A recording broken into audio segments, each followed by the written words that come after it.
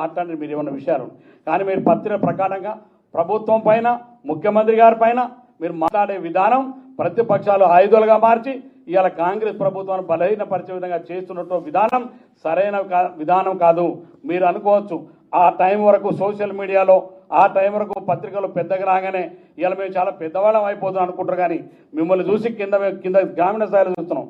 గ్రామాల్లో కార్యకర్తలు ప్రజలు అసహించుకుంటున్నారు మీ యొక్క స్థాయిని చూసి.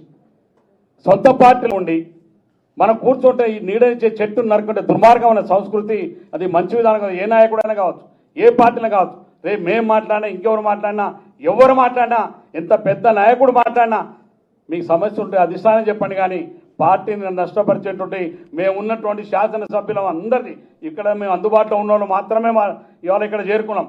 మేము ఉన్నటువంటి శాసనసభ్యులు మా అందరి భవిష్యత్తు, తెలంగాణ రాష్ట్ర ప్రజల యొక్క భవిష్యత్తు, కాంగ్రెస్ పార్టీ భవిష్యత్తు రేవంత్ రెడ్డి గారి నాయకత్వంలో మాత్రమే బలపడుతుంది. ఈ ప్రభుత్వం ఉంటుంది కాబట్టి వారిని బలహీనపరిచే కాంగ్రెస్ పార్టీ బలహీనపరిచే ఏ నాయకుడైనా వారిపైన కట్టి ఉన్నాను. ఇలా సురేఖ గారు నా కూతురుతో మాట్లాడదు. మరి ఎందుకు ఖండించలేదు? మీరు క్యాబినెట్లో ఉంటారు, మీరు పక్కకు లేరు. క్యాబినెట్లో జరిగేటువంటి ప్రతి నిర్ణయాల్లో మీరు కూడా ఒక బాధ్యులు. అటువంటి ప్రభుత్వ నిర్ణయాల మీద మాట్లాడినప్పుడు మీ కూతురు మీ కుటుంబం మీ క్యాబినెట్ పదవులు ఇందులో ఎవరు అర్హత లేనోళ్ళు, అందరికీ అవకాశం ఉండి అందరూ అర్హత కలిగిన అయినా ప్రభుత్వం పార్టీ నిర్ణయించి మిమ్మల్ని క్యాబినెట్లో తీసుకున్నారు. కొంతమంది తీసుకున్నటువంటి వాళ్ళకి మిగతా మరి ప్రభుత్వాన్ని కాపాడవలసిన బాధ్యత మీది. రేవంత్ రెడ్డి ఒకరు బలహీన పడితే మనం అందరం బలపడం. రేవంత్ రెడ్డి గారు బలహీన పడితే పార్టీ మొత్తం బలహీన పడుతుంది. ఆ బలహీన పడాలనే కుట్ర అవతల ప్రతిపక్షాలు బీజేపీ టీఆర్ఎస్ తోటి సాధ్యం కావట్లేదు.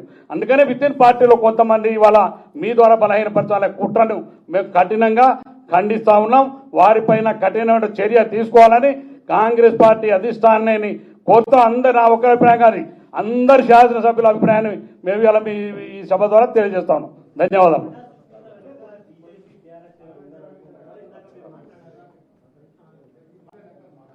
అందరికీ నమస్కారం అయ్యా. లక్షలాది మంది కష్టార్జితం పేద ప్రజల ఆశతోటి తెచ్చుకున్నటువంటి ప్రభుత్వాన్ని ముగ్గురు నలుగురు వాళ్ళ స్వార్థ రాజకీయాల కోసమో పదవుల కోసమో రోడ్ల మీద పడి వచ్చిరాని ఆరోపణలు చేసుకుంటా నిరాధారమైన ఆరోపణలు చేసుకుంటూ ముఖ్యమంత్రి గారిని టార్గెట్ చేసుకుంటూ ప్రతిపక్షాలకు అస్త్రాలు అందించే విధంగా వ్యవహరించడం అది మంచి పద్ధతి కాదు. మేము ఎవరినో ఒక్కరినో యుద్ధంలో పెట్టుకొని కాదు, ఎవరైతే ప్రభుత్వానికి వ్యతిరేకంగా ప్రభుత్వంలో ఉండుకుంటూ మాట్లాడటం అనేది అది మంచి పద్ధతి కాదు. మీ అభిప్రాయాలు ఉంటే వచ్చి చెప్పుకోండి. ఏఐసిసి ఉన్నది, పిసిసి ఉన్నది, అన్ని దిక్కులో చెప్పుకొని ఇది చేయాలి. కానీ ఈ విధంగా పోతూ ఉంటే చేసిన కష్టము ఇంతమంది త్యాగాలు మీరు వృధా చేసుకుంటూ పోతా అంటే ఇక్కడ కూర్చొని ఊరుకునేది ఎక్కడ సమస్య లేదు అందులో.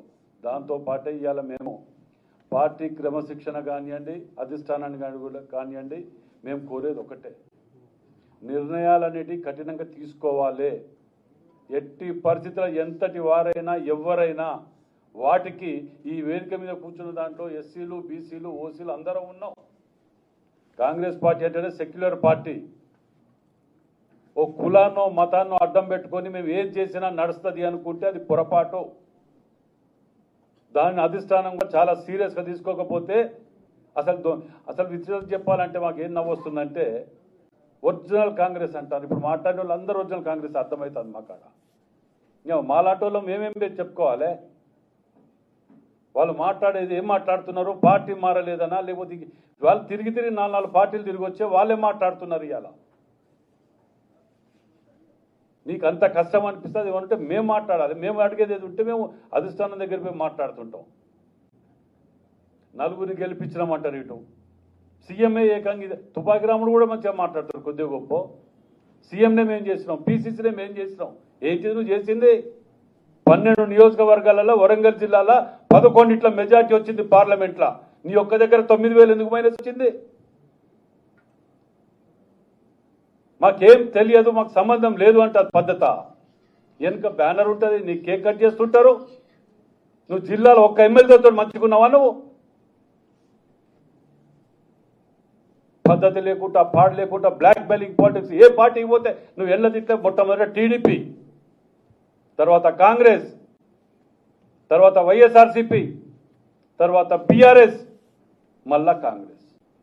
ఎక్కడ ఒక్కరితోటి మంచుకున్నావా నువ్వు? పోతూ పోతూ బీఫామ్లు కూడా ఎత్తుకపోతే ఆ రోజు కాంగ్రెస్ వీడిపోయేటప్పుడు కష్టకాలంలో కాంగ్రెస్ పార్టీ కష్టకాలంలో వదిలిపెట్టి బీఫామ్లు ఎత్తుకపోయారు. నోటికి ఏది వస్తుంది మాట్లాడుకుంటూ వదిలిపెడుతుంటే మాలాంటి కష్టపడి 54 కేసులు పొద్దుగా లేస్తే సంసారం సగం కోట్ల చేస్తారా మేము.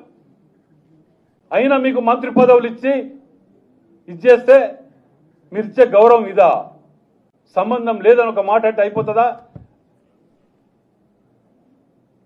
అధిష్టానం కూడా ఉంటే ఉన్నది, ఏది పోతే పోయింది. కానీ ఇలాంటి వాటిని క్షమించుకుంటూ పోతే మాత్రం మాకు కూడా ఓపికలు అన్నిటి పోతుంటాయి.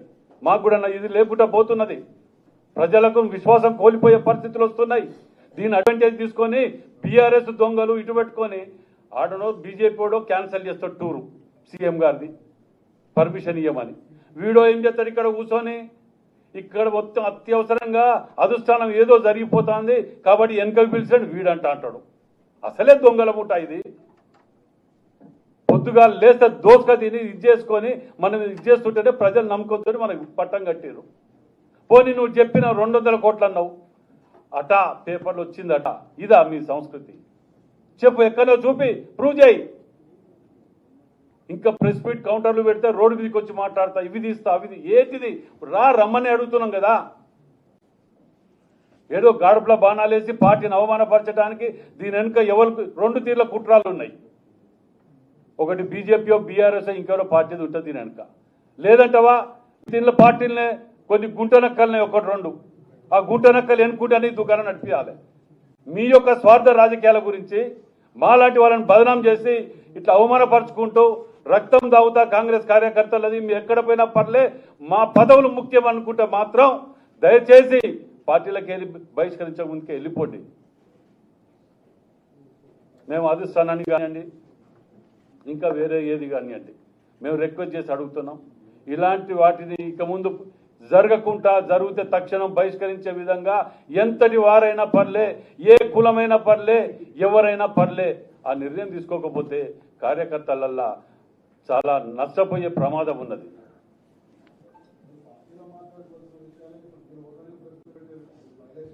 ఇది మేము మాట్లాడే దేనికి అధిష్టానాన్ని కూడా చెప్తున్నాం. మేము దీని మీద ఆల్రెడీ చెప్తున్నా వాటికి కూడా.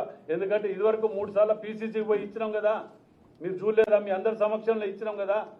పెద్ద మనసుతోటి క్షమించి వదిలిపెట్టిండ్రు 1, 2 అని 100 ఉంటే ఇచ్చేయటానికి ఇంకెన్నిసార్లు క్షమించాలి? ప్రతి మాటకి ఇదేనా? దానికి లిమిట్ ఉంటుంది, పద్ధతి ఉంటుంది. అది కూడా చెప్పిన అప్పుడు కూడా మేము స్పందించినాం. మేము మీరు విన్నారో లేదో కానీ మేము అప్పుడు కూడా స్పందించినాం. మేము వ్యతిరేకంగా పోయి రోడ్డు మీద కూర్చొని మాట్లాడినాం. అక్కడ మునుగోడు బై ఎలక్షన్లో కూడా పోయి లొల్లి పెట్టుకొని వచ్చిన వాడ. ఇట్లాంటి వాళ్ళని ఉంచొద్దని ఎవరే కానీ. నేను అదే మళ్ళీ చెప్తున్నా,